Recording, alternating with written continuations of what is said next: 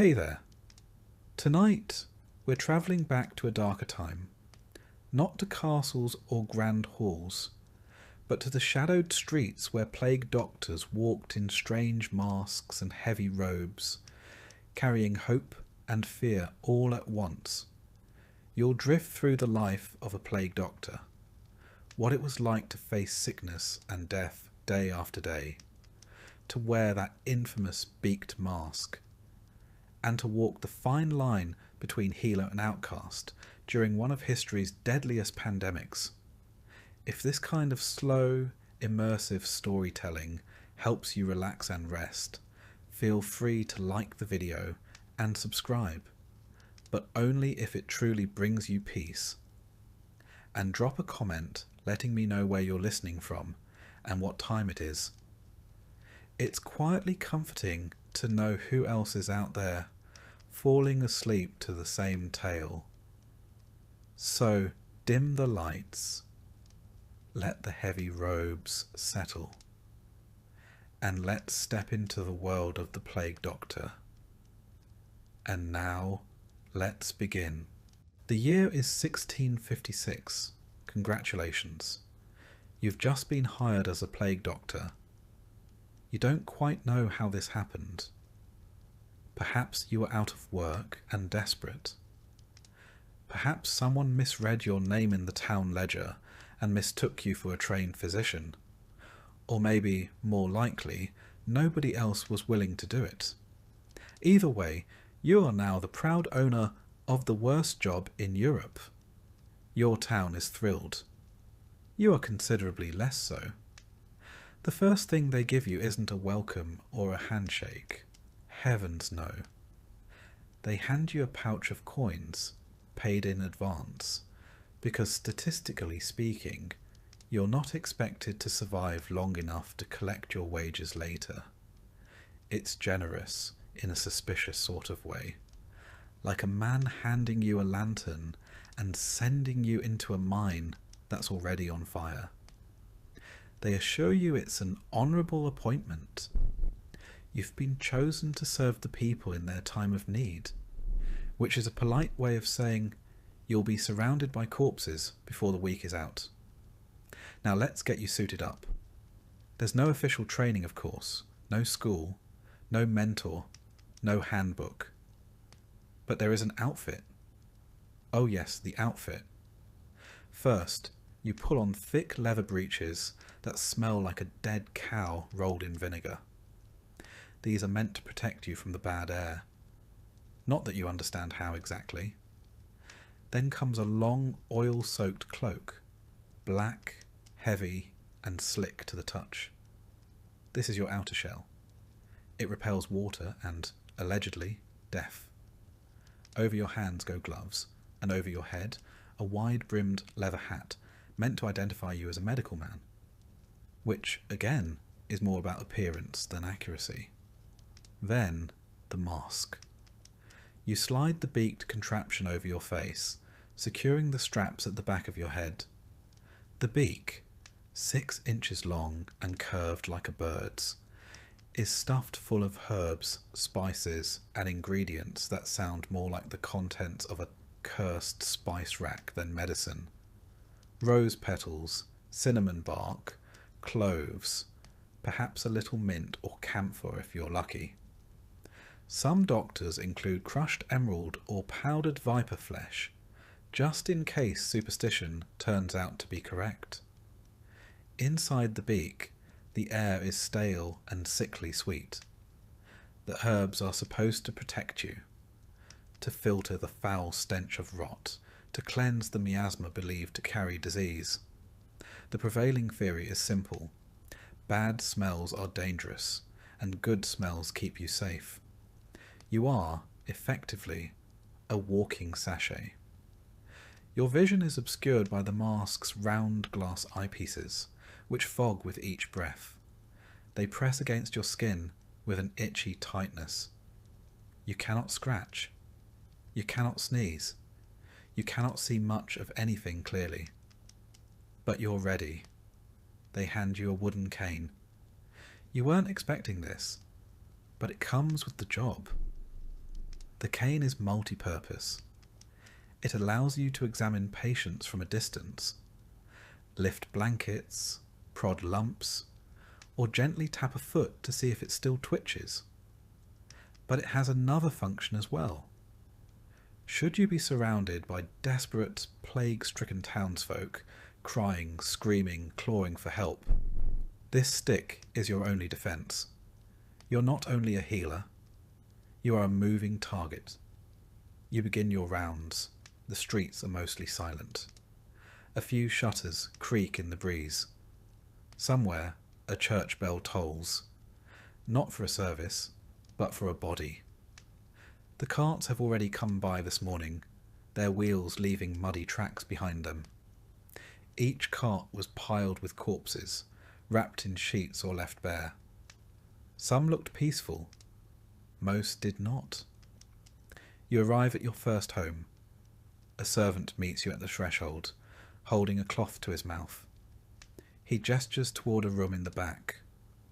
The smell hits you before you even open the door. A sickly blend of sweat, vomit, and decay. You steel yourself and enter. The woman lies still on the bed, her skin pale and waxy. A lump bulges beneath her neck, angry and red. A bubo, unmistakable. Her eyes flicker beneath closed lids. She's burning with fever. Her breath comes in shallow gasps. You approach, extend your cane, and gently prod the swelling. It leaks a thin stream of pus. You nod. Not because it helps, but because it's what people expect you to do. Her husband stands nearby, hopeful and hollow-eyed. You don't speak much.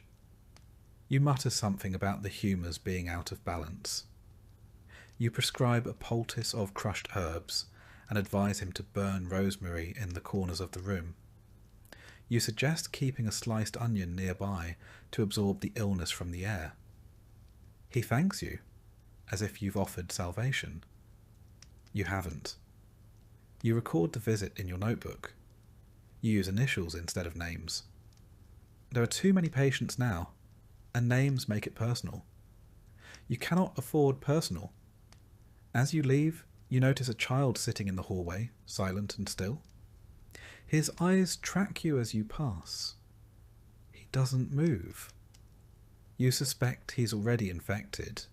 You don't say anything. What would be the point? You continue down the road, checking homes marked with charcoal crosses.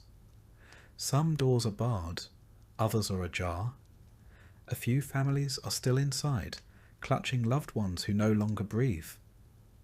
They ask for help. You give them herbs. You give them words. You give them the illusion of care. At one point, a man rushes toward you from an alley, frantic and coughing. He grabs your arm. You feel the jolt of fear before anything else. You raise your stick, not hard, just enough to make him back away.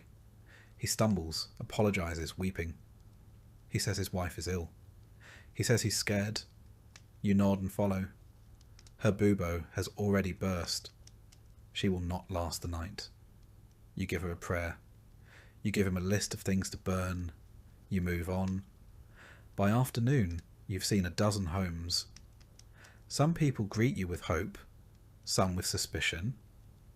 One old woman spits at your feet and tells you you're death in disguise. You don't disagree. You return home at dusk. Your quarters are modest. A single room above a shuttered bakery. You enter carefully, removing each layer of clothing with practiced precision. The gloves come off first. Then the cloak, stiff with dried sweat and stained at the hem. Then the mask. You hang everything near the hearth, letting the smoke dry what little moisture remains.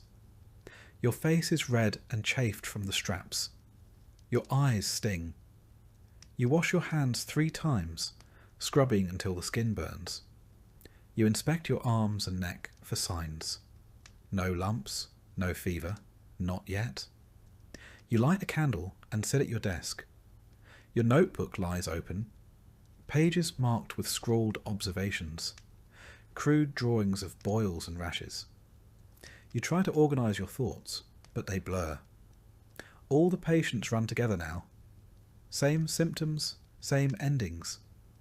You eat a small piece of bread. You sip weak wine. You listen to the muffled quiet of a dying city. Outside, the wind picks up. Somewhere a scream echoes, brief, then cut short. You say a prayer, not because you believe it will help, but because it's the only ritual you have left. You think of the woman from earlier. You think of her husband, who still believes you can save her. You think of the child in the hallway. Then you stop thinking. You must. Because tomorrow you'll put on the mask again and go out to face the plague. The dawn light seeps through your shutters, but it brings no comfort. It only illuminates the dust motes dancing in the still air, a silent testament to the fact that life itself has been put on hold. You don your gear in near darkness, the oil-soaked cloak stiff as cured leather, gloves pulled snug over your hands, hat tilted low, and the mask, the very thing you both loathe and rely upon. You settle the beak between your nostrils, inhale the stale bouquet of crushed rose petals, myrrh and vinegar, and step into the morning's hush. Outside, the streets are unrecognisable. Market stalls stand abandoned, their wooden frames half collapsed under the weight of disuse. A broken barrel of apples lies, rotting in the gutter, pale worms crawling over its fermenting flesh. The cheerful cries of street vendors have been replaced by the distant tolling of church bells. Once a call to worship, now the sombre yet relentless clock of mortality. Every 12 hours, a new death. Every 12 hours, a new marker in the ledger. You pause beside a boarded-up bakery, where the sweet clamour of fresh bread has been replaced by decay. Rats dart across the cobbles, emboldened by empty streets and overflowing refuse heaps. They don't wait for twilight anymore. They roam in sunshine, scuttling underfoot as you pass. You recall the rumour you heard yesterday. Plague born on fleabacks, riding from rat to human like a secret courier. You almost laugh at the image, but the truth claws in your mind. Even if it's laughable, it might be real. At the corner, a crude red X marks a house. No family dares erase it. It's a warning and a condemnation. You knock once with your cane. A frail voice bids you enter. Inside, the smell hits like a fist. Fermented sweat, sickly sweet breath, and something sour beneath it all. The patient waits in a darkened room. A merchant, you're told, too proud to show his face in a public death pit. He's propped up on a makeshift cot, eyes dull, skin mottled with purple blotches. A bubo swells grotesquely beneath his arm, black at the crown, weeping a thin, oily fluid. You clear your throat. He glances up as if surprised you've come. "Doctor," he croaks. "Is it as I fear?" You study his pulse, rapid, fluttering. You listen to his breath, wet, rattling. You say quietly, "It's the plague. It's not news." He nods, as if bracing for a verdict he already knows. You slip a cloth soaked in rosemary oil to his lips and set a small pot of vinegar near his pillow. "Keep your chamber aired," you advise. "Burn juniper in the corners. Pray if you must." He manages a weak smile. "I shall." You leave him to his fading dignity and step back into the street. The sunlight feels colder than the night. You glance at the red X and move on. Mid-morning finds you at the canal bank, where workers haul bodies into waiting barges. The water laps lazily, ignorant of the human suffering it ferries away. You see a body wrapped in sailcloth, pushed over the edge with a shove. It floats for a moment, face half submerged, eyes staring at the sky. Then it slips beneath the surface, swallowed by the canal's dark mirror. The men say they're grateful for the duty. It's honest work, paid weekly, and one hopes the plague avoids them in return. But you've seen more bargemen dead than alive this month. You move to the next scene, a makeshift quarantine station in the old monastery. Pews have been removed to make room for rows of cots. Smoke from burning rosemary coils up to the vaulted ceiling. Patients lie in shrouds of white linen. Some moan, others stare at the ceiling, counting cracks in the plaster. A young novice tends to them, his hands shaking behind a half-mask of cloth. You exchange a silent greeting, then begin your rounds. First, an elderly widow. Her gaze is bright, unnervingly so. She grips the bars of her cot, foot tapping with nervous energy. "My dear," she says when you kneel, "I keep expecting a knight in shining armour, but you'll have to do." You offer her a pale smile beneath your beaked facade. "I'm all sorts of armour, I'm afraid." She chuckles, and for a moment the horror softens. You prod her bubo lightly with your cane. It's firm, hot to the touch. "Plenty of rest," you tell her, "and drink broth if you can manage."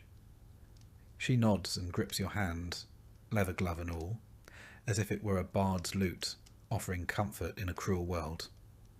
Next, a young labourer, body wasting, breathing in short gasps. His father stands at the foot of the cot, knuckles white, prayer beads sliding between fingers. You offer no words, just a nod. He mouths a silent plea. You write in your ledger. Male, mid-20s, advanced stage. Family present, prognosis terminal.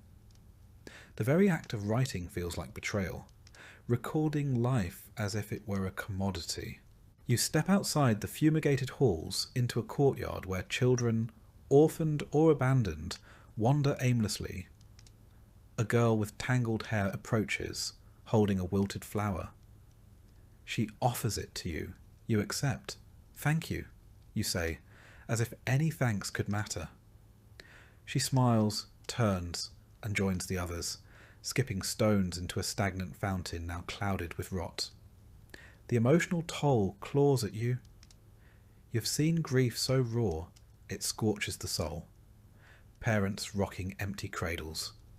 Siblings begging for a dead brother to wake. You have watched the local apothecary faint at the sight of his first bubo, and the blacksmith curse the plague for stealing his wife. You have borne their questions. Why? How? When? And you have no answers. By midday, you're exhausted. Your legs ache from hours of walking. Your back protests under the weight of your cloak. A cough has begun in your chest. A dry, persistent tickle you ignore. You lean on your cane, head bowed beneath the mask's weight, and take a moment to breathe. You think of all the plagues that came before. Justinian's in the 6th century, which may have killed 10,000 people a day. The Black Death of the 14th century, which claimed a third of Europe's population. And now this relentless third wave in the 17th century, returning like an unwelcome ghost. Each time, humanity adapts, survives, and forgets. That cycle comforts you more than you admit. Rejuvenated only slightly by your own grim reflection, you press on. A cluster of homes by the slaughterhouse block beckons, a place even more foul than the rest.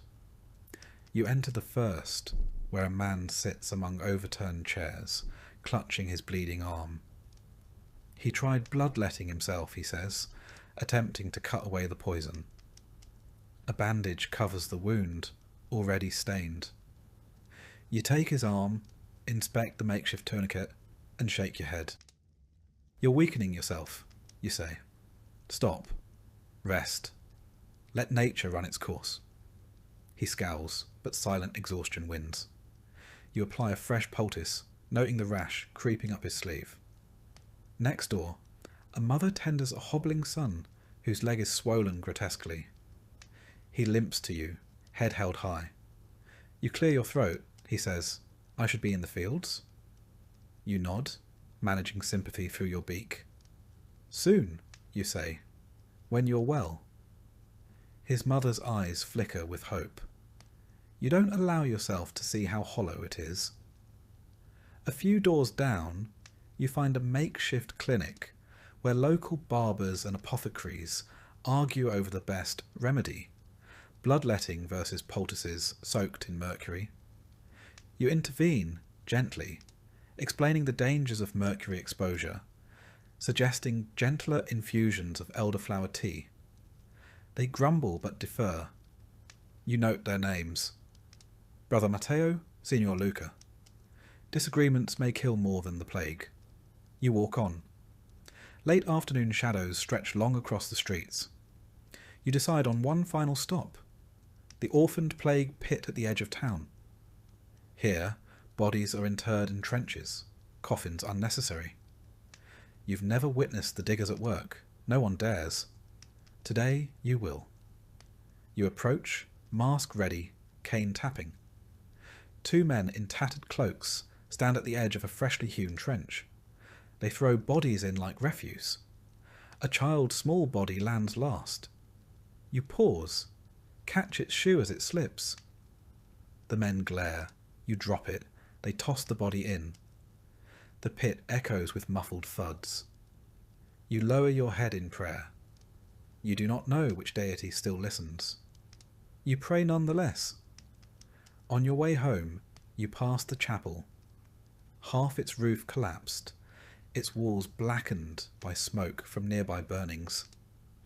A discarded prayer book lies open in the dirt, pages fluttering in the breeze. You read an incantation half erased by ash. Deliver us from plague and pestilence. You close it gently, set it on a ledge. Perhaps someone will return for it, perhaps not. Night falls before you reach your lodgings. You enter, remove each piece of gear, hang them to air. The mask peers at you from the hook, as if mocking.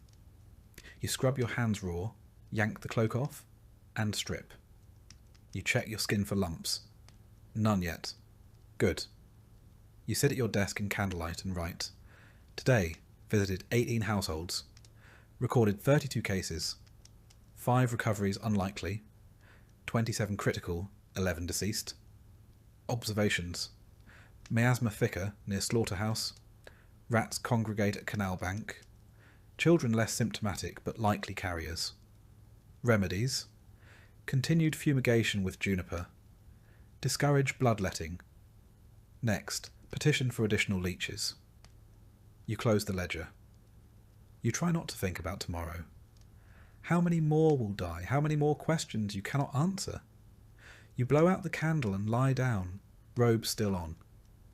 Your chest aches. You cough twice in the dark. The world is dying. And you in your mask and cloak can only bear witness once more. You sit by the fire, mask resting on the table beside you. It stares up at you with its hollow glass eyes and long, curved beak, a grotesque parody of a bird's skull, painted and waxed and stuffed with pungent herbs. You've worn this thing every day for months now.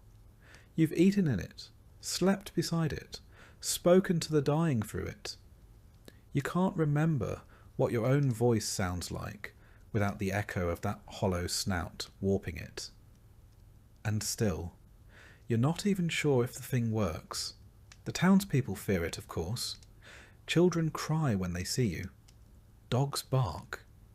Even the dying flinch at the sight. You look like death itself. Tall and shapeless, cloaked in black, with a bird's face looming above the stink of pestilence. And maybe that's the point. If nothing else, the mask is honest. It doesn't offer hope. It offers warning. You are not salvation. You are the man who comes when all else has failed. The irony is that this mask, the most iconic symbol of the Plague Doctor, is barely older than your own apprenticeship. People speak of it as if it's ancient, as if every doctor during the Black Death wore one. But the truth is, the bird mask is a recent invention. You're walking through the middle of its debut performance. The older doctors didn't have these. Back in the 14th century, physicians simply tied cloths around their faces or carried pomanders, little metal balls filled with herbs, to sniff when the air got too foul. Theories of disease were based on balance and smell and God's wrath, not bacteria. And it wasn't until men like Charles Delorme, a French court physician of all things, got the bright idea to turn those pomanders into something wearable. He designed this get-up for royal doctors during outbreaks in Paris and Rome. A long overcoat coated in wax, gloves and boots made from Moroccan leather, a hat to show your profession, and the beak. Always the beak. 1/2 foot long, curved like a carrion bird's, stuffed with whatever fragrant nonsense you could find. Rose petals, cloves, cinnamon, vinegar-soaked cloth, powdered viper flesh, if you fancied yourself daring. The logic, of course, was sound by the standards of the time. Everyone believed in miasma. Bad air, corrupted by decay, floating invisibly through the streets and seeping into your lungs. The plague, they said, lived in this air. It clung to sewage, clung to corpses, rose from the ground after too much rain. So, if air was the problem, then purifying that air must be the solution. Thus, the mask. 2 small breathing holes near the nostrils, and between them and your lungs. A stuffed wall of theriac. A concoction of more than 50 ingredients blended into a single overpowering perfume. The same mixture, in fact, was sometimes fed to patients. You'd stuff it into your beak and hope it kept the death away. And, in a strange, accidental way, it may have helped. The beak put distance between your face and the patient.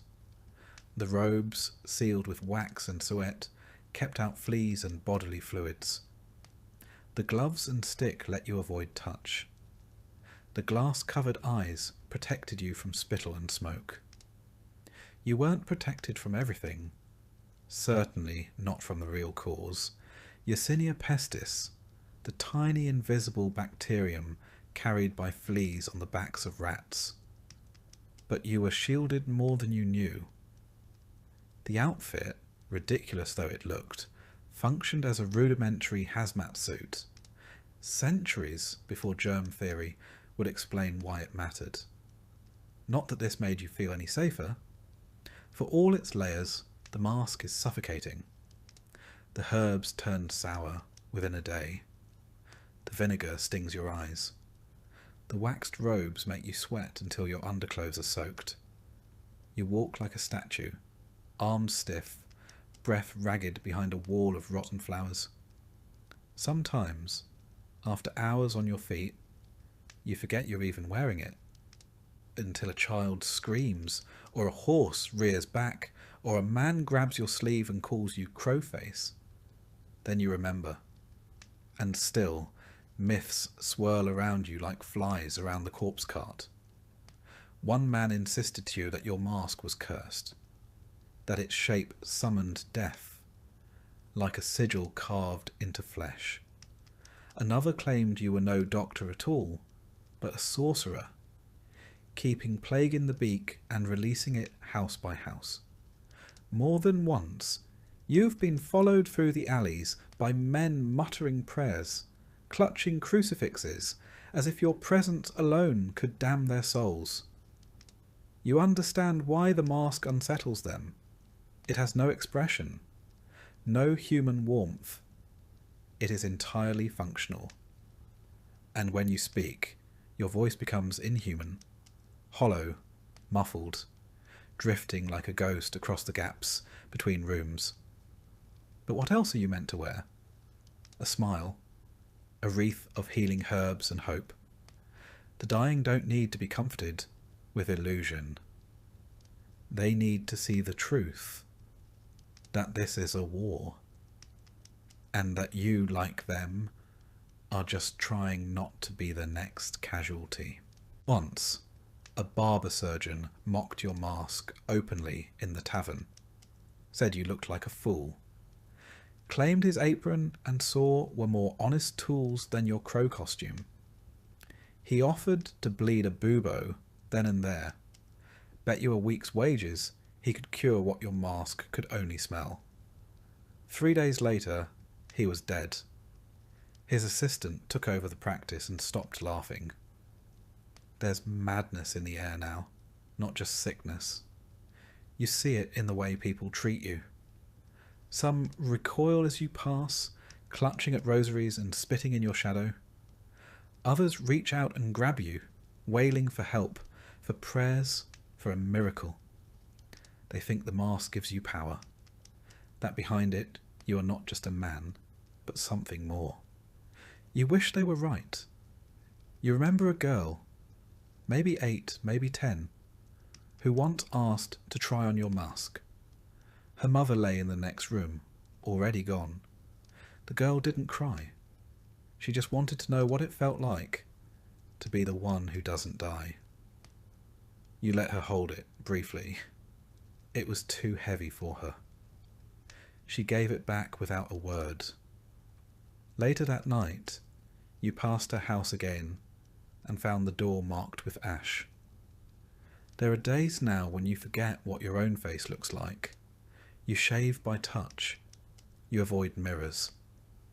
When you remove the mask at night, it leaves red lines along your cheeks, a ring of indentations where the straps cut deep. You wash it daily, but the smell never fades. A blend of sweat, resin, herbs, and time. It is your second face. You wear it as often as your own.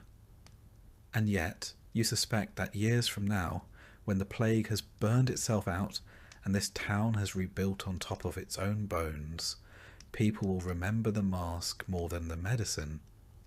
The beak, the black robes, the man who looked like death and arrived too late to stop it. They will tell stories.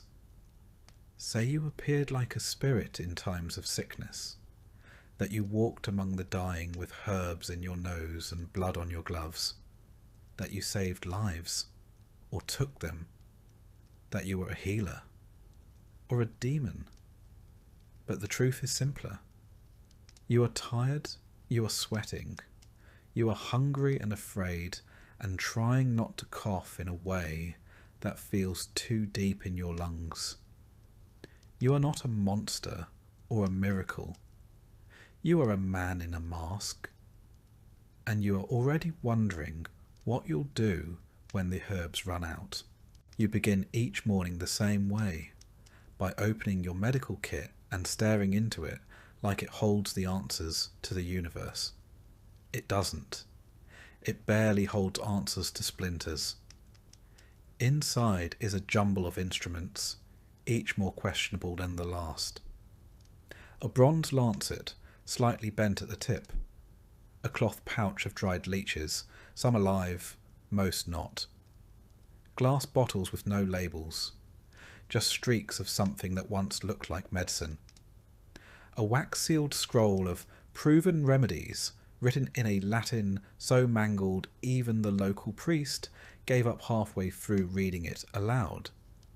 And at the bottom, your favourite, a small wooden spoon, purpose unknown, perhaps symbolic. This is what you're expected to fight the plague with. You take inventory like it matters. 1 jar of vinegar, a lump of hardened sweat to rub into your cloak, a tin of theriac, a preparation of herbs and honey, and, according to rumour, a dash of snake. You sniff it. It smells like despair. Still, better than the patient you'll be seeing today. You set off, tools tucked under your arm, like a scholar bringing books to a lecture. Only you're the scholar, the lecturer, and the poor soul scheduled to fail the exam all in one. Your first visit is a cooper, or was. He's not making barrels anymore. His wife answers the door with shaking hands and asks if you'll bleed him. He says he's full of poison, she whispers. You nod. That sounds about right. Inside, the man lies on a bench, chest bare, bubo under his arm bulging like a rotten pear. He groans. You pull out your lancet and hold it up to the light. It glints. He looks at it like it might be salvation. You know better. You make the incision. Blood pours out, thick and dark. He screams, convulses, then lies still. His eyes roll. His wife rushes to his side. He's sleeping, she says hopefully. You say nothing. You clean your lancet, rewrap it, and move on. Bloodletting. The ancient cornerstone of medicine. Galen swore by it. Hippocrates, too. The idea is simple. Bad humours collect in the blood, and by removing some of it, you restore balance to the body. The practice is tidy on parchment, far less so in person. You've drained more men than you care to count, and most of them still ended up in the pit. Perhaps they'd have gotten there sooner without you, or perhaps you merely gave them something else to worry about in their final hours. Next house. A young woman in a back room. Her mother insists on onion poultices. You nod. Why not? You help her crush a few bulbs, spread them on cloth, and wrap them around the girl's swollen neck. The air fills with the sharp sting of sulphur. She gags. So do you. You try cupping next.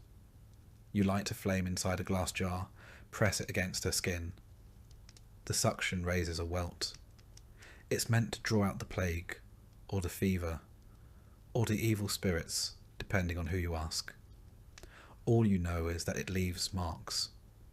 Whether it helps is anyone's guess. She cries when you leave. Not because of the pain, because she can tell by your silence that she's not improving. There's a barber surgeon on the other side of town. You saw him once attempt cauterization, lancing a bubo with a red-hot poker. The sound the patient made still haunts your dreams. The room filled with the stench of burnt flesh and melted pus. The man didn't survive the night, but the surgeon said it was progress. At least we learned something, he said. You've learned something too. You'd rather be ignorant than repeat that. You check in at the apothecary, but he's locked his doors. A sign hangs outside.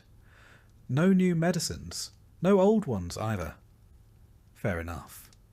His shelves are probably bare. You remember when he still offered jars of dried frog, powdered pearls, or tinctures brewed from ash and chamomile. Some of it was even expensive. The people who could afford such luxuries are mostly dead now.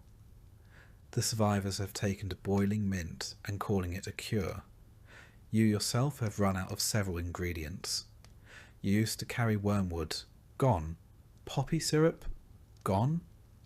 Anything vaguely numbing? Gone. You consider brewing your own batch of camphor oil, but the fumes make you dizzy. And you can't afford to be dizzy. Not when every alley is lined with eyes. You recall one recipe scrawled in the margin of an old manual. Mix crushed emerald with milk. Apply to pustules. Emeralds. Milk. Yes, that should solve it. Another recommends rubbing lard and rose petals into the armpits. You tried it once. The patient died smelling fantastic. Your cane taps a rhythm as you walk past a row of shuttered windows. Somewhere behind one of them, a man coughs violently. It doesn't sound like the plague, but it doesn't sound good either. You keep walking. You reach the old granary-turned-pest house. The sick lie on beds of straw, some groaning, some motionless. You kneel beside a boy no older than 12. He's barely breathing. His skin is cold, his lips cracked. His eyes open when you speak, but he doesn't answer. You offer him water, soaked with a few drops of elderflower extract. It trickles from his chin. You pat it dry. He smiles faintly, then closes his eyes. You mark a small X in your ledger. Not for his name. You never got it. Just the location. You stand, bones aching, and move on. In the far corner, a man gestures to you. "Doctor," he says. "My wife." You follow him to a side room. She lies curled in a heap of blankets, her breathing shallow. He asks you if you'll try the leeches. You hesitate. You haven't used them in weeks. They rarely survive long in your pouch. But today, miraculously, one stirs. You place the creature on her wrist. It latches on. The man watches, wide-eyed as it swells with blood. "Is that good?" he asks. You nod. It's doing something. Whether that something is helpful, no one knows. But the sight of it gives him hope, so you let it feed. Back outside, the sun is beginning to dip. The sky turns the colour of old bruises. You rest on a bench and examine your hands. They smell of vinegar, iron, and fear. You remember when you used to write notes on your gloves to keep your mind sharp. Now they're blank. There's no point. Every patient is the same. Every result is predictable. You recall a joke someone told you months ago. The plague doctor's toolkit includes a stick, a knife, and a prayer. You laughed at the time. Now it feels more like an inventory list. You make your way home, but the walk feels longer tonight. The houses blur together. Just wood and stone wrapped around quiet suffering. You try not to look into windows. You don't want to see the eyes watching you, hoping you'll stop. Hoping you'll fix something. When you reach your lodgings, you lay your tools out on the table. One by one. The spoon, the lancet, the empty bottles, the leech jar, still twitching. You line them up like soldiers before battle. Then you sit, you stare. It's all nonsense, every instrument, every concoction, every half-remembered method from half-mad physicians of centuries past. You pretend it helps because pretending is the only thing left between you and despair. But deep down you know, your tools are not meant to heal. They are symbols, props in a tragic play you never auditioned for. They exist so that the dying may believe that someone is trying, that someone still cares enough to do something, even if that something is utterly useless. You write in your journal. Attempted bloodletting, no result. Applied onion poultice, no result. Cupping, mild, blistering. Leeches, inconclusive. Vinegar infusions, psychological effect only. Prognosis for all, poor. You stop. Ink pools beneath your quill. Your hand trembles. You light a candle, not for light, but for warmth. The mask hangs beside you, its empty eyes reflecting the flame. You almost ask it a question. Almost. Instead, you close your eyes and whisper the only diagnosis that has never been wrong. We did all we could. And then, in the quiet that follows, we just don't know what we're doing. The trouble with being a plague doctor isn't just the death. It's what comes after it. Or rather, who comes after it. You are not just the man who arrives when someone falls ill. You are the man who must explain why they never recovered. And people don't like explanations. They like scapegoats. At first, they called you brave, appointed you with ceremony, a little purse of silver for your troubles, and a handshake so brief it could hardly be called human contact. You were the man in the mask, the protector, the one who would stand between the town and death. But now you're the man who walks into a house and leaves it cursed. The man whose presence means the end is nigh. the black-robed harbinger of failure. You see it in their eyes. They used to plead. Now they glare. The mask that once inspired confidence has become a symbol of doom. They whisper that you bring the plague with you, that your clothes carry it, your cane spreads it, your breath poisons the rooms you enter. They're not entirely wrong. You've lost count of how many infected households you've walked through, how many bodies you've brushed past, how many sick you've examined with trembling hands, pretending that the oil on your gloves is enough to stop what's coming.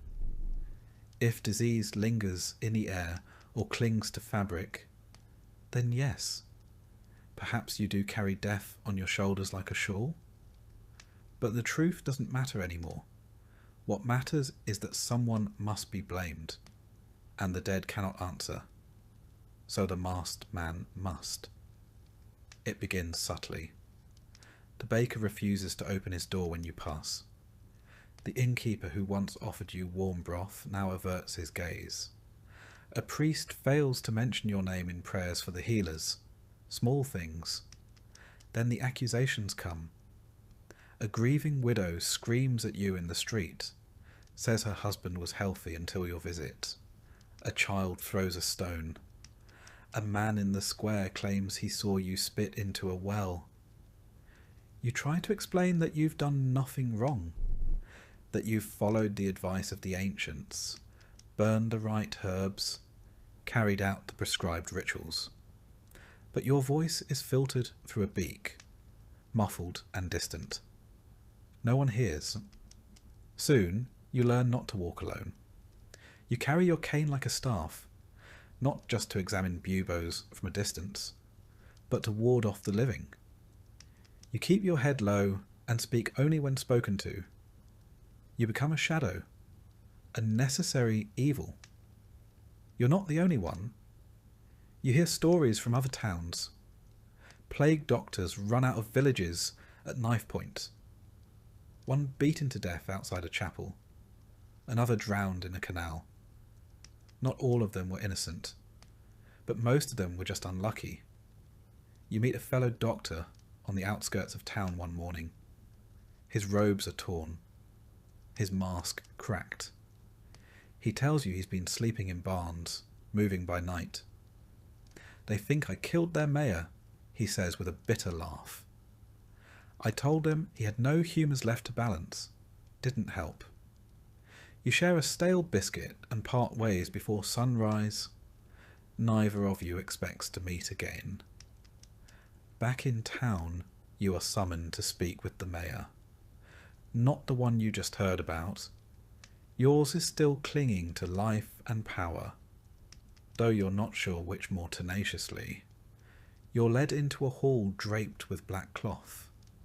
The air smells of incense and bureaucracy. He tells you plainly the townsfolk are frightened. They want answers.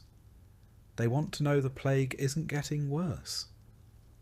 You nod and say what he wants to hear, that the numbers are steady, that isolation measures are helping, that the latest batch of rosemary is especially potent. He nods in return, satisfied not by the truth, but by the sound of certainty. He instructs you to write a public notice affirming the town's containment strategy.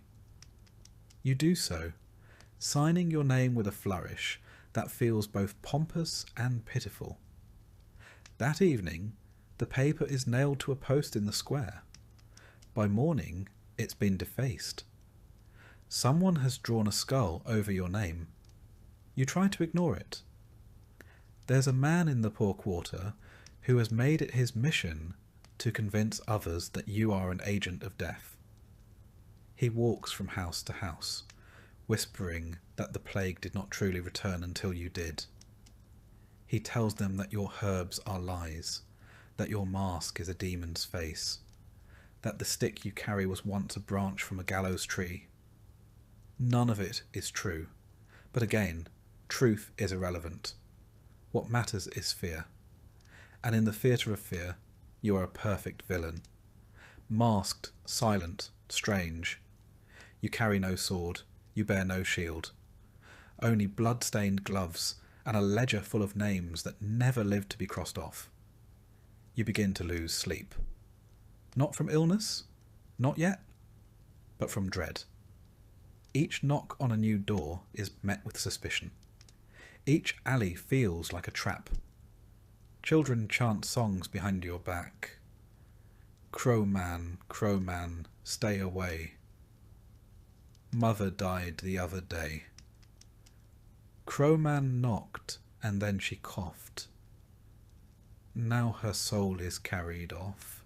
You try to focus on your work, but your hands tremble more than they used to. You double-check every step. You speak gently, cautiously, like a man tiptoeing through a forest of broken glass. The tools in your kit feel heavier now. Not because they've changed, but because they no longer feel like instruments of healing, just props in a ritual that satisfies no one. You bleed a man who thanks you with tears in his eyes. He dies that night. His wife blames you. His brother sharpens a knife. The mayor sends guards to accompany you on house calls. It feels less like protection and more like containment. The guards don't speak to you unless necessary. They cover their faces, but not out of fear of plague, out of fear of association. You are not a doctor now. You are a danger managed by force. One afternoon, you are summoned again, this time to a church where a priest has fallen ill. He lies on the altar steps, surrounded by candles. The congregation watches from a distance. You kneel beside him, check his pulse, his breath. He's dying. You offer comfort, not cure. Later that evening, someone accuses you of poisoning the holy water. They claim the priest would still be alive, if not for your presence. You are questioned by the mayor's clerk. You answer with the same weary tone you use for everyone now. Flat, even, devoid of expectation. You're cleared, but not forgiven. Eventually, you begin walking at dusk instead of dawn. Fewer eyes, fewer shouts. You move quickly, efficiently, like a ghost through smoke. You visit the sick, mark your notes, apply your herbs. You say the prayers, though you're not sure you believe them anymore. You leave before the candle burns down. Some patients don't let you in at all. They say they'd rather die alone than under your watch. You respect their choice. You add their names to your list with a heavy hand. One night, you find a message scrawled on your door. Go back to the pit you came from. Another reads, your mask hides your guilt. You burn them both. You've learned now that medicine is not enough. That science cannot defend you. That the truth, when people are dying, has the weight of smoke in a hurricane. You speak less, write more, pray quietly, work quickly, leave no trace. You are no longer just a plague doctor. You are a man dodging the knife edge of fear, and learning more each day that the plague does not always kill with fever. Sometimes it kills with blame, and you are running out of ways to survive both. At first you didn't notice them. The rats, they were background noise, part of the scenery, scurrying along gutters, rummaging through refuse piles, slipping beneath doors and floorboards. There had always been rats, especially in a town like this, where food was never stored quite right and streets were never cleaned quite thoroughly. But now they're everywhere. And worse, they're fearless. You step outside one morning and see one sitting on your doorstep, grooming itself. It pauses only briefly when it sees you, then resumes as if to say, go on then. You wave your cane. It trots away slowly without urgency, as though giving you the courtesy of pretending you're still in charge. The rats do not fear the living, and they do not respect the dead. You've seen them climbing plague carts, nosing at limbs protruding from hastily wrapped shrouds. You've seen them squirm beneath the boards of the churchyard fence, gnawing at soil freshly turned. Once, you watched one drag a piece of something, flesh, likely, from a pile of rags behind the apothecary. You told yourself it was a scrap of cloth. You didn't believe it. And you've heard them too. In the silence of a late-night visit, when the household has stopped pleading and the patient is gone, there is always the sound of scurrying. In the walls. In the rafters. Sometimes under the very floorboards you're kneeling on, the rats are waiting, always waiting. Of course, no one blames the rats, not officially. The clergy blames sin. The mayor blames travellers and bad harvests. The barber surgeons blame the stars or the season. And the common folk? They blame you. But you've started to wonder if the rats were here all along, as much a part of the plague as the pustules and the fear. Perhaps they're not just a symptom, but the cause. You heard it first from a spice merchant who read it in a pamphlet from the coast, that fleas on rats may carry the sickness. The idea was laughed out of the tavern, but it lodged in your mind like a splinter. You started paying more attention. And what you noticed was this. Where rats were most numerous, the plague bloomed with cruel precision. In the alley behind the granary, rats by the dozen. 4 houses infected. Along the fishmonger's row, where scraps piled in the street, more rats. 2 more homes lost. Coincidence, perhaps. But then again, what isn't these days? Today you're called to a weaver's home, a crooked little structure with a collapsing roof and a hole in the side wall big enough to admit a dog, or a dozen rats. You knock, wait, then push the door open gently with your cane. Inside, the air is heavy with dust and sickness. The weaver lies on a cot near the hearth. Her skin is blotchy, her neck swollen, but that's not what draws your attention. It's the corner behind her, a nest of rags piled high, twitching. You move closer. A rat darts out, vanishes beneath the floorboards. Another peeks from a crack in the wall. The patient groans. You look down and realise one of them has chewed through her stocking. You finish the visit quickly. Nothing more to be done. You leave behind a sprig of rosemary and a warning to burn her linens. She won't. No one does. Outside, you ask the neighbour if anyone's been laying traps. She shrugs. What's the point? She says. There's always more. She's right. You've never seen so many. They travel in packs now. They're bold enough to raid storerooms in daylight, to climb walls and rafters. One night, you saw a cluster of them swimming across the canal. For a moment, you thought you were hallucinating. But no, they were just adapting, thriving. You begin walking with a heavier step. You thump your cane on the ground more often. You tell yourself it's to ward off evil. Really, it's to startle the rats. The town sanitation is, in a word, medieval. Waste is dumped into the street. Food is stored in damp cellars. Water comes from wells too close to latrines. The gutters are clogged with rot. Rain doesn't wash anything clean. It just spreads the filth further. You've tried to raise the issue. The mayor's clerk nodded solemnly and said, "We're prioritising prayers." You visit the pest house in the West Quarter. A young boy there is crying, his leg covered in bite marks. His mother swears he was attacked in his sleep. You believe her. The rats don't wait anymore. If a body is still, it's fair game. You try to seal your own lodging more thoroughly. You stuff cloth into the cracks beneath the door. Plug holes in the walls with wax and old rags. Still you hear them at night, the scratching, the skittering, the occasional squeal. One morning you wake to find droppings near your medical kit.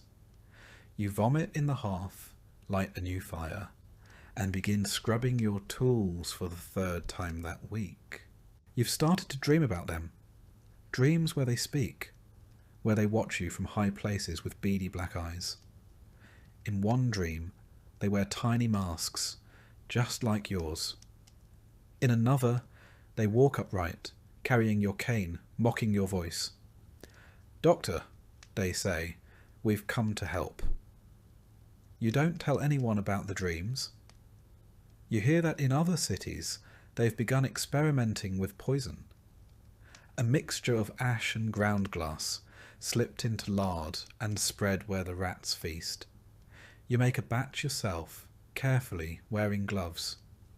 You set it out by the bakery ruins, where the rats cluster thickest.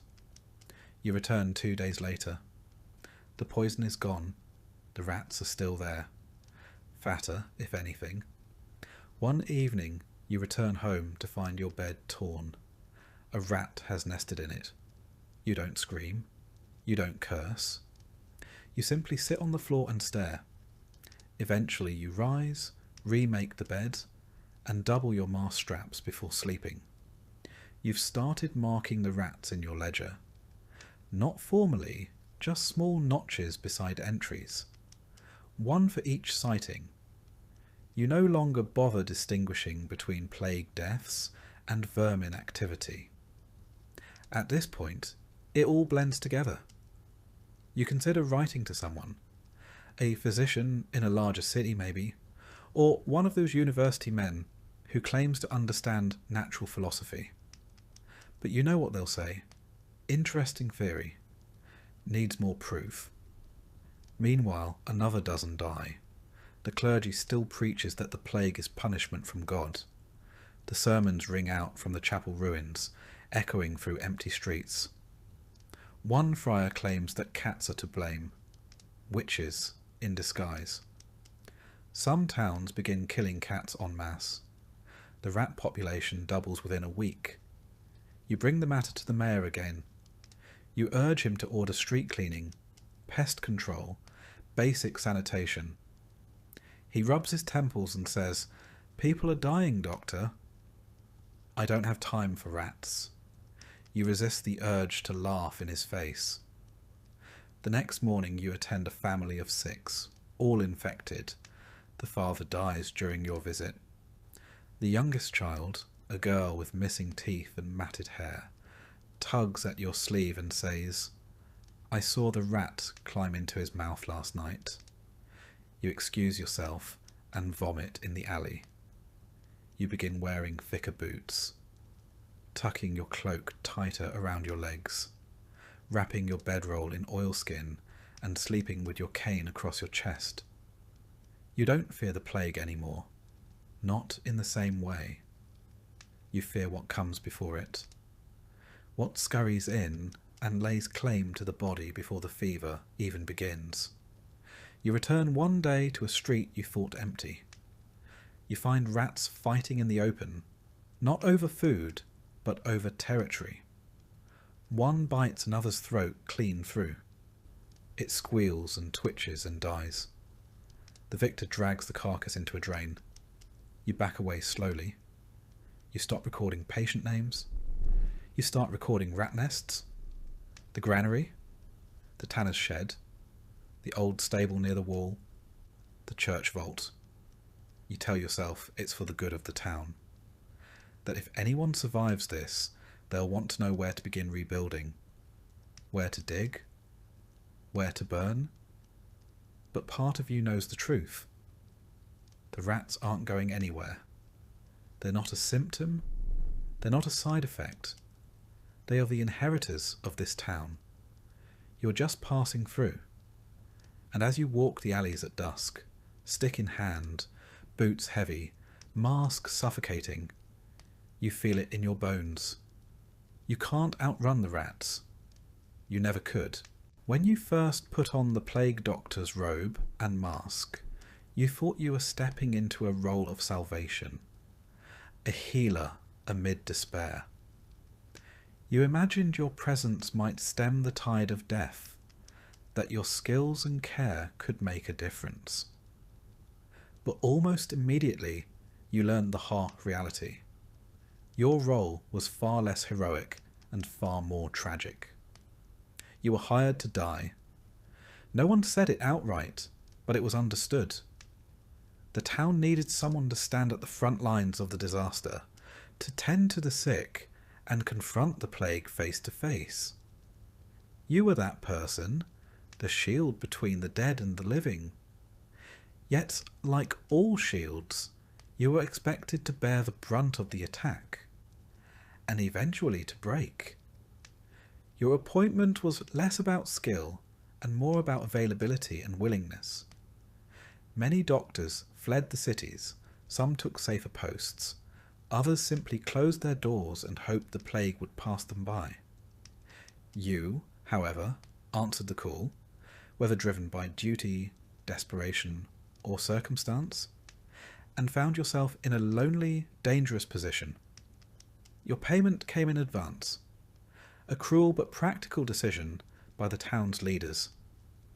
They knew the odds were against you, so they offered your family some security should you perish. It was a grim gift, a promise that you might not return. Your days passed in a blur of sickness and death.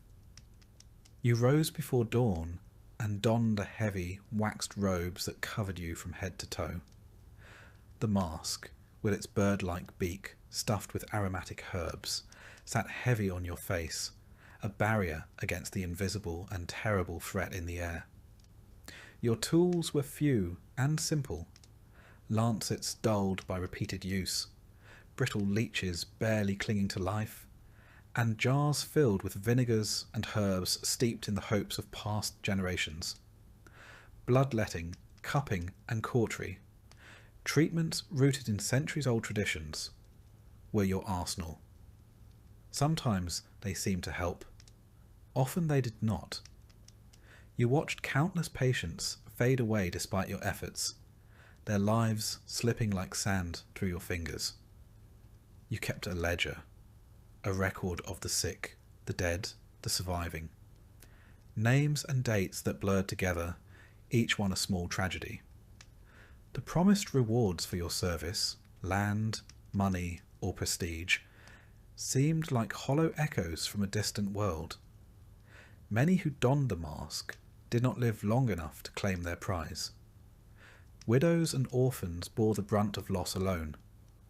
You heard of others like you, sent from distant villages as expendable shields, strangers arriving to a city overcome with fear.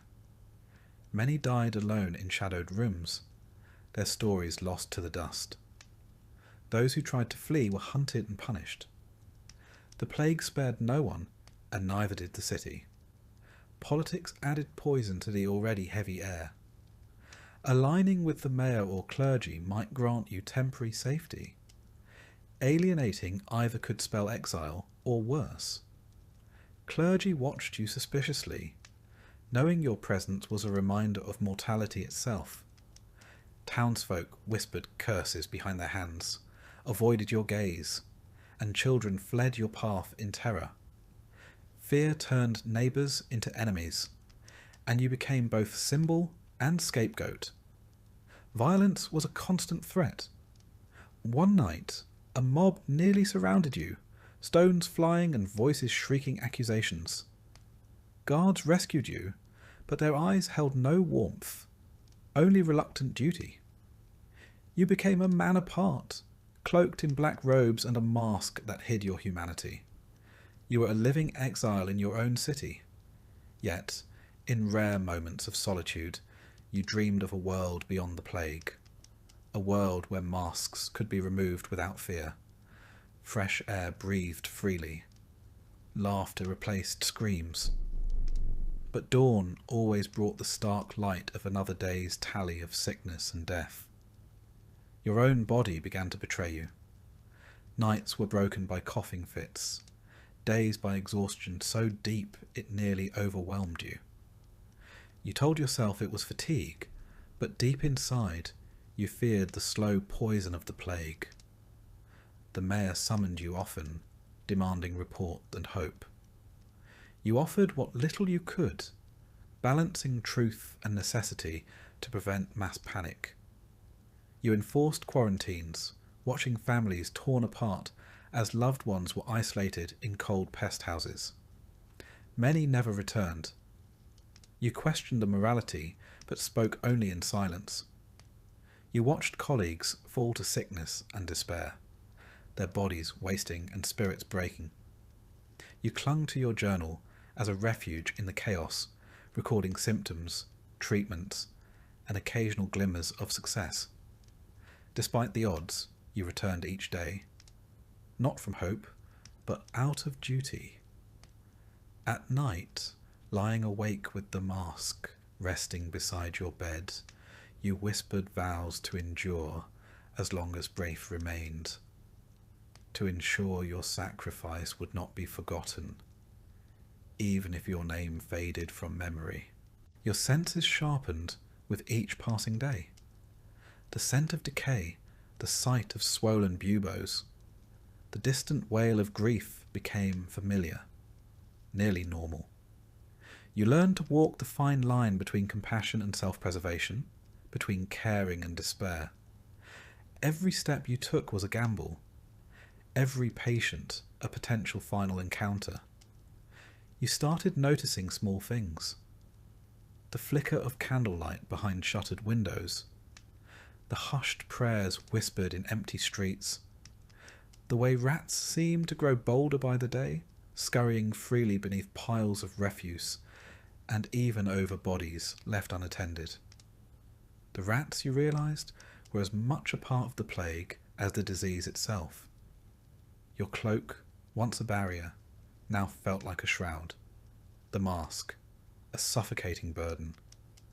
But you wore them still, because to remove them was to invite death closer. You learned to seal every opening, to scrub your tools obsessively, to avoid the sickest patients when you could. Still, plague found its way through cracks and pores into flesh and bone. There were moments of bleak humour, a dark laughter born from desperation. You joked with a colleague about how the plague was the town's most effective tax collector, never missing a payment. You laughed bitterly at the absurdity of it all, the rituals and remedies that were no more than superstition. Yet beneath the humour lay a deep sadness. You had lost friends, neighbours, perhaps even family to the same fate you faced daily. The city's life seemed to drain away, replaced by silence and sorrow. You often wondered who would survive this nightmare, if anyone would, and what the world would look like when the plague finally lifted. You remembered the first patient you could not save, the child whose eyes met yours in confusion and fear. You carried that moment with you, a weight heavier than any cloak or mask. It drove you forward, even as your own strength waned. Your health declined steadily. You found yourself increasingly fatigued, haunted by fevers and chills. You wondered if you were already infected, but fear alone was not a reason to stop. There were still those who needed care and duties that no one else would fulfill. The nights grew longer and darker, and your dreams were plagued by shadows. You dreamed of rats wearing your mask, of the dead rising, of being trapped in a world where the air itself was poison. You did not share these dreams. There was little comfort to be found in fear. You began to prepare for the inevitable. You wrote letters to your family, hoping they might understand the sacrifice. You made peace with the idea that your name might be lost to history, your story untold. Yet you clung stubbornly to your duty, knowing that your stand bought time for others. In your final weeks, you move slower, your steps heavier, yet your resolve remained strong. You continued to visit the sick, to comfort the dying, to carry bodies away. You were the last barrier, the thin line between the plague and the living. And when your time came, as it surely would, you accepted it not with fear, but with a grim sense of purpose. You had served your role. You had faced the darkness. You had endured as long as you could. You were hired to die. Your life was the price paid for a city's fleeting chance to survive, and in that sacrifice lay a sombre dignity few could understand. The days grow darker, and the air heavier with the smell of smoke and sorrow. You find yourself no longer just a healer or a witness, but the grim conductor of death's procession. Cart after cart rumbles through the narrow streets, piled high with bodies wrapped in hastily sewn shrouds, their weight a crushing reminder of how many lives the plague has claimed. Your hands, once steady with medicine and compassion, are now calloused and raw from hauling corpses onto the carts, from dragging them from homes where the living no longer remain. Each body is another story ended, another family shattered. You once wrote names, but now you record only numbers, the sheer volume rendering individual identities impossible to maintain. The smell of burning is constant. Clothes, bedding, and even entire homes are set aflame to prevent the spread of the disease. The flames lick the sky, turning the dusk a fiery red, the smoke thick and suffocating. You often pause by the pyres, watching as the dead are consumed, the crackling fire a grim lullaby for the city. Numbness settles in your heart. You stop feeling fear or sorrow in the way you once did. The dead do not frighten you anymore. It is the silence of the living that chills you. The empty streets, the shuttered windows, the absence of children's laughter haunt your every step. The death of a child, though, cuts differently. Once, the small body of a girl was brought to you, her breaths shallow, her skin pale. You held her frail hand and felt a flicker of something that the plague had not yet consumed. Hope. But when she slipped away, that hope died too, leaving only an aching emptiness. After that, faces blurred into one another. Pain became a constant companion, but your heart grew harder, a necessary shield. Your duties extend beyond the sick and dead. You mark homes with chalk or paint, a sign to others that death has visited. These marks are warnings, barriers against the living entering spaces saturated with contagion. Sometimes you see neighbours avoiding these houses altogether, leaving the abandoned to rot, their histories buried beneath layers of dust and sorrow. At times, the sound of the funeral carts is the only noise in the city. Their wheels groan under the weight, their paths winding endlessly toward the outskirts, where graves are dug in hastily prepared pits. There is no ceremony, no prayer said by the mourners. Only the cold efficiency of survival dictates the pace. Your own exhaustion grows heavier with each passing day. The physical toll of moving bodies and setting fires is compounded by the mental burden of witnessing relentless death. Sleep becomes a distant memory, and nightmares invade the rare moments of rest you manage to snatch. You dream of flames consuming not just the dead, but the living as well. Despite the horror, life stubbornly clings to the edges of the city. You see birds cautiously returning to the rooftops and stray cats weaving through alleys. Sometimes a lone child slips out to watch the fires, her eyes wide with a mixture of fear and fascination. These small signs remind you that the world beyond the plague persists, a fragile hope amid devastation. You find yourself reflecting on the ritual of burial, on how death once meant community, remembrance and respect. Now it is hurried and anonymous, dictated by necessity rather than reverence. The quiet graves on the city's edge are filled with nameless bodies, a testament to lives erased without ceremony. The scent of smoke, ash and decay fills your senses constantly. It clings to your clothes, your skin, your breath. You wash as often as you can, but the smell lingers, a reminder that death follows you everywhere. Even when you close your eyes, the image of burning pyres is seared into your mind. At night, the city is eerily silent except for the crackle of distant flames and the occasional wail of grief carried on the wind. You lie awake, listening to the sounds that mark the end of another day. The last breath taken, the final flicker of a candle, the slow extinguishing of life. You wonder how many more days like this you can endure, how many more bodies you will carry, how many more fires you will light. The weight of it presses on your soul, but you have no choice but to continue. The city needs you, even if it cannot say so. One evening, you watch as a young boy is brought to the pest house, his small body covered in sores and bruises. His mother follows silently, tears streaming down her face.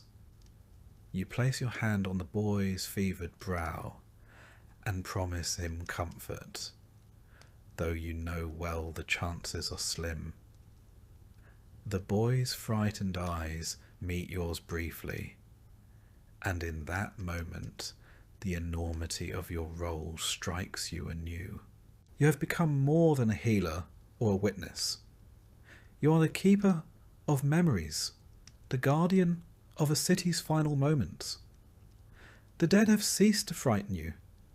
It is the silence of the living, the absence of voices and laughter, that haunt you most deeply. The fires you light burn not only the bodies, but also the fragments of a life once lived. You think of the families now broken, the homes abandoned, the futures erased. The weight of sorrow is almost unbearable, yet you carry it silently, determined to serve until your strength fails. Each day blends into the next. The smell of smoke and ash is a constant companion, mingling with the metallic tang of blood and the sickly sweet scent of decay. You breathe it all in, a bitter perfume that clings to your very being. You find small moments of grace in the midst of the devastation.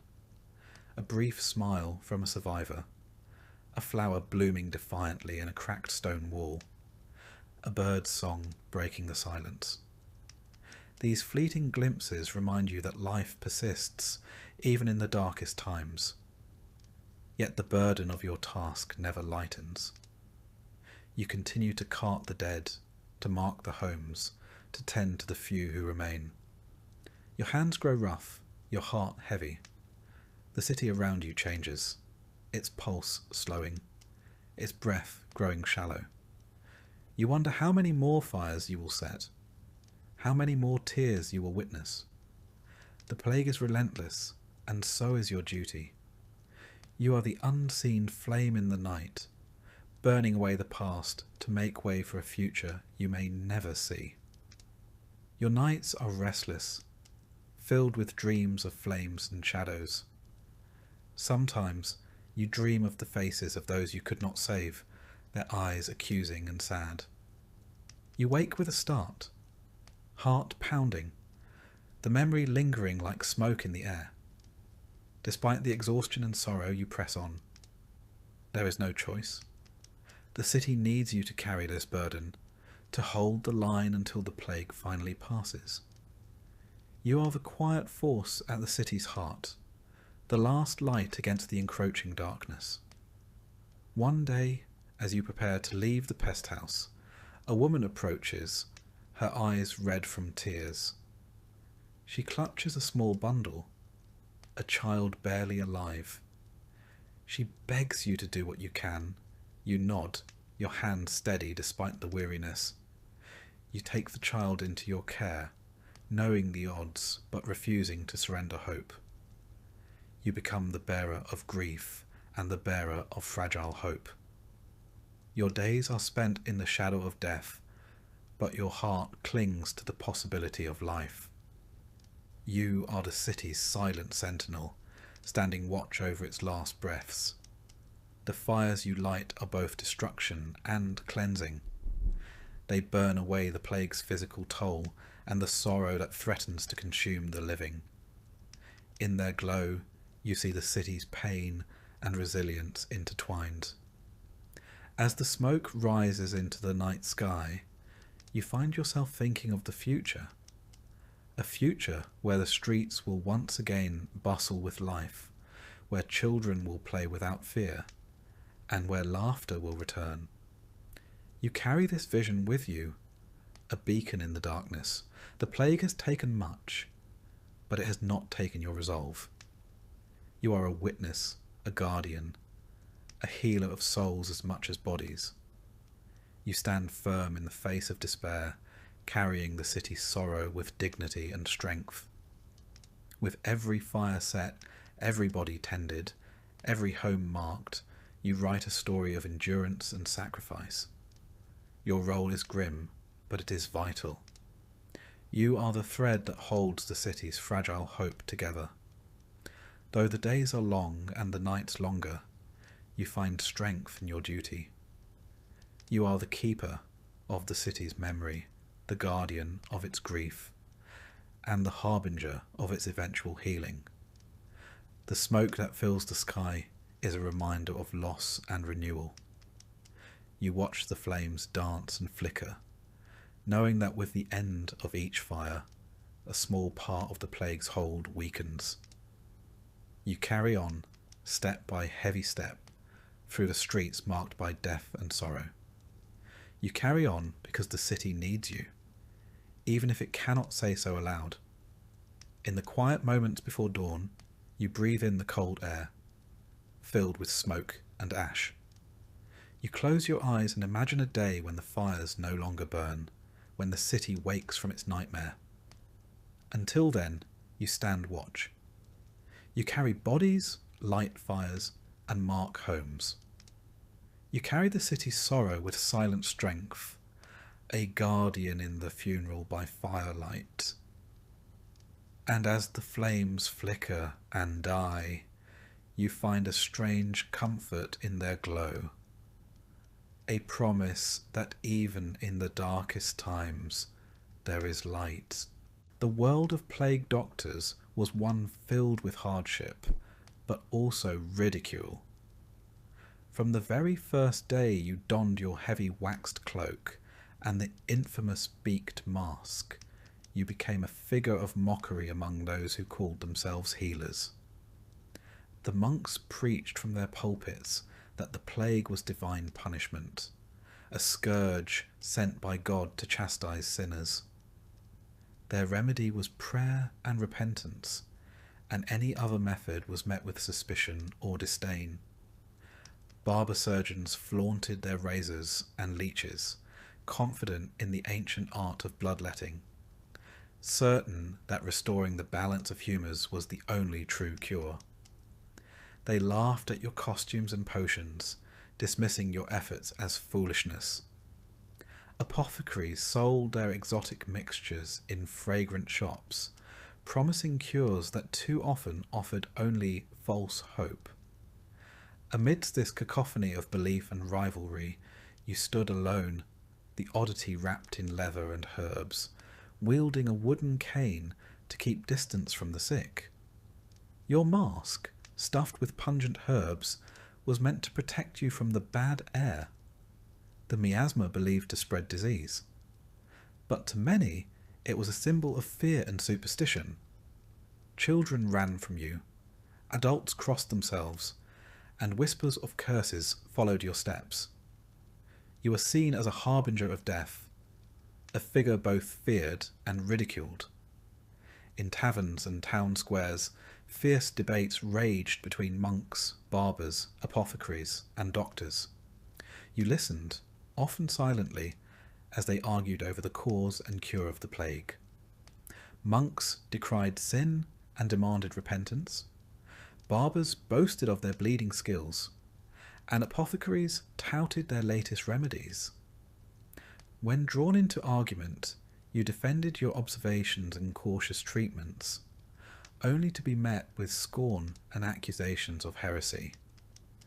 Despite the mockery, you persevered. Every day you risked your life tending the sick and dying, gathering notes and patterns to better understand this relentless killer. Your journals grew heavy with symptoms, treatments attempted, and outcomes observed. Some patients showed signs of relief, but many succumbed despite every effort. Your methods were primitive, but grounded in experience and the desperate hope for a breakthrough. The plague fractured the medical community, weakening the city's response. Instead of unity, there was rivalry and distrust.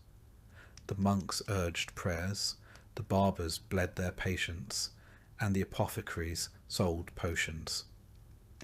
You stood between superstition and the beginning of scientific thought, trying to bring order to chaos. Hostility was common. On several occasions, you faced public challenges from barber surgeons accusing you of recklessness or quackery.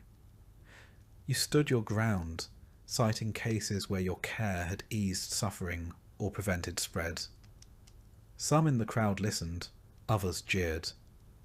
Behind closed doors, a few expressed grudging respect for your courage and cautious approach, yet publicly, mockery persisted. Small victories fueled your resolve. A child's fever breaking, a household spared through quarantine, symptoms relieved by herbal infusions. These fragile hopes kept you moving through the darkness. But the city remained divided, trust broken, public health fragmented. None could stop the plague alone. Lonely nights followed, filled with the groans of the dying and the whispers of the fearful. The burden of isolation pressed heavily upon you, as did the constant threat of death. Yet you refused to falter. Your mask and robes were more than protective gear. They were symbols of endurance, sacrifice, and a flicker of hope that someday this nightmare would end. The city would survive, as it always had before. And when it did, it would remember those who faced the darkness without retreat. True heroes hidden beneath masks and robes, fighting not only disease but ignorance and fear. Until that day you walk your lonely path, scorned but steadfast, the plague doctor, outcast, healer, and unsung protector.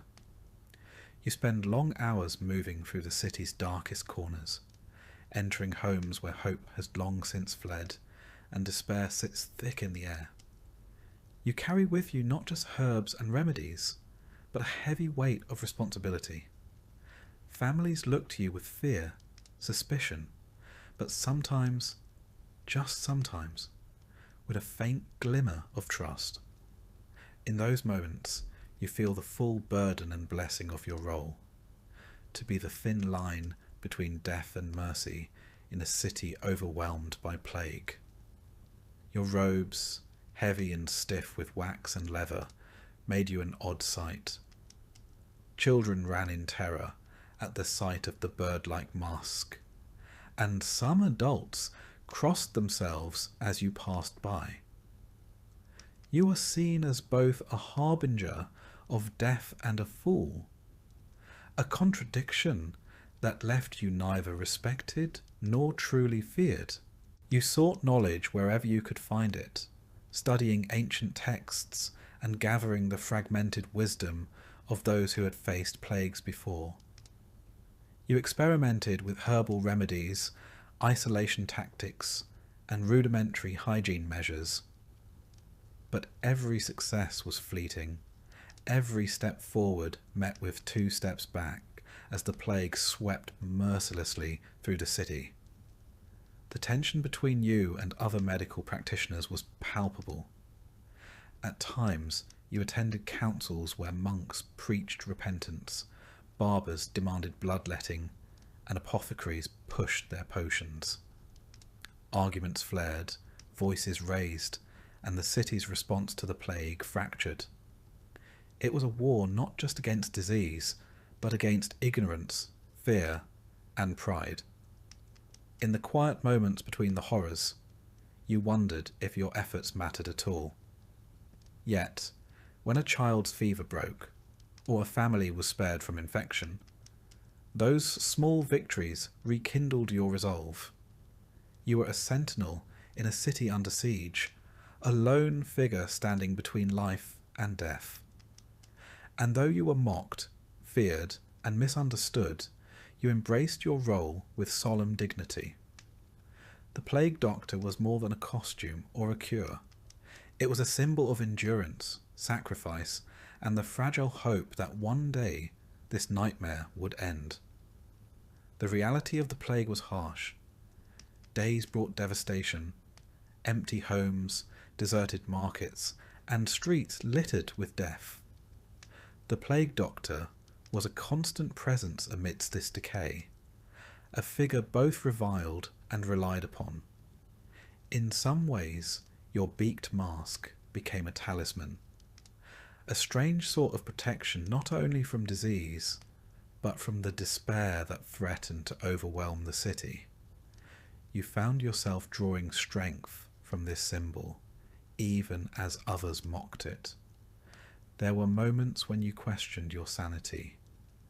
The endless exposure to death, the hostility of those around you, and the heavy burden of responsibility pressed down upon your shoulders. But you pushed these doubts aside, focusing on the task at hand. When you moved through the city's alleys and courtyards, the whispers followed you like shadows. People said the mask was cursed, that the plague doctor was an omen of doom. Yet some still dared to hope that you were a guardian, standing between the living and the dead. Your work was lonely, your rewards few, but your resolve never wavered. You held on to the belief that even in the darkest of times, compassion and perseverance could make a difference. The city would eventually survive this plague, as cities had survived before. And when it did, it would remember those who had faced the darkness without flinching. True heroes hidden beneath masks and robes, fighting not just the disease, but ignorance and fear. Until that day, you walk your lonely path, scorned but steadfast, the plague doctor, outcast, healer, and unsung protector. The plague had finally started to fade from the city's streets. The haunting sound of death carts piled high with corpses had become less frequent, and the heavy silence that once smothered every alley began to lift. Windows, once tightly shuttered against the deadly air, cracked open to admit cautious beams of sunlight. Life, battered but persistent, was returning to a place that seemed forsaken. You stand at the threshold of this fragile new dawn, removing the infamous beaked mask that has been both your shield and your burden. The weight of the mask, lifting from your face, does not bring relief as you had hoped. Instead, a new heaviness settles in your chest.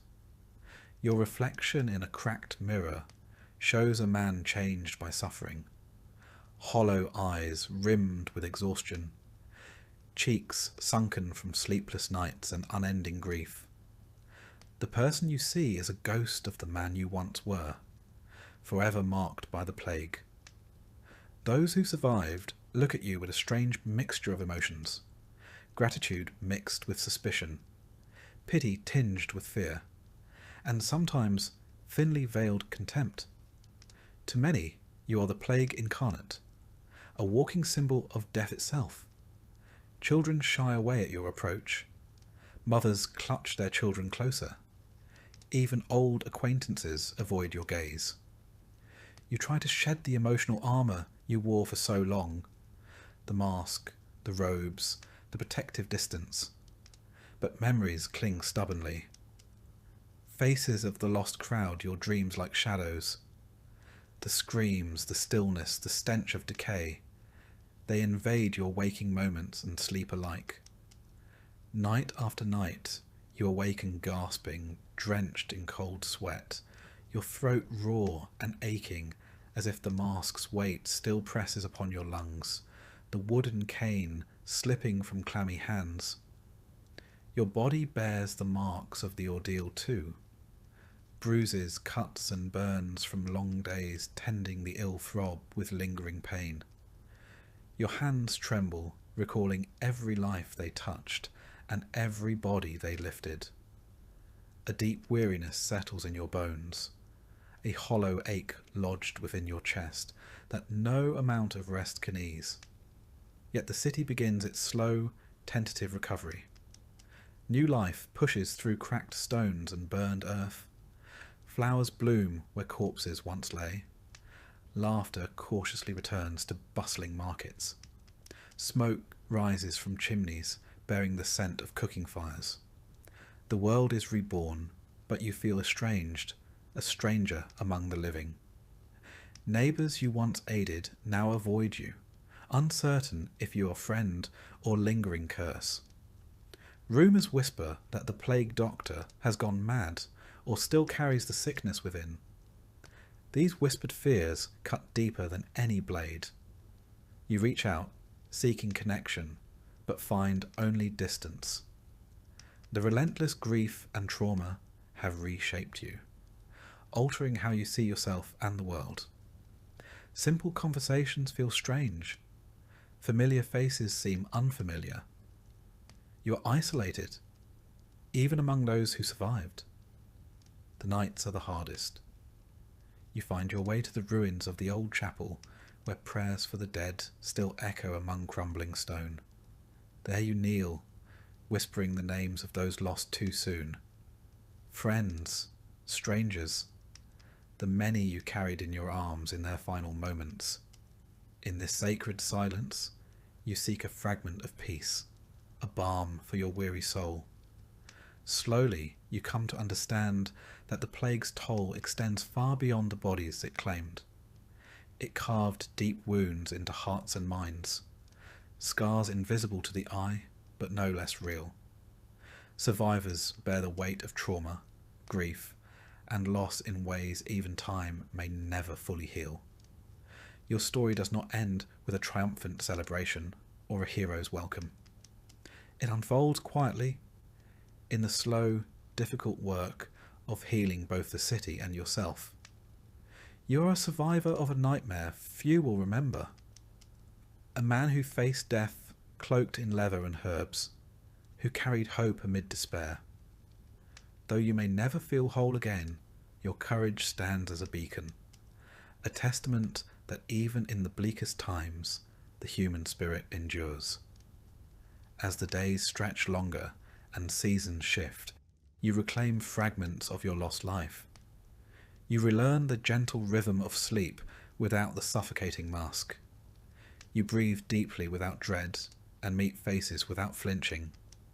Yet memories, sharp and unyielding, remain. The weight of every soul lost, every failed treatment, every family torn apart shadows your path. You find new purpose in passing on what you learned.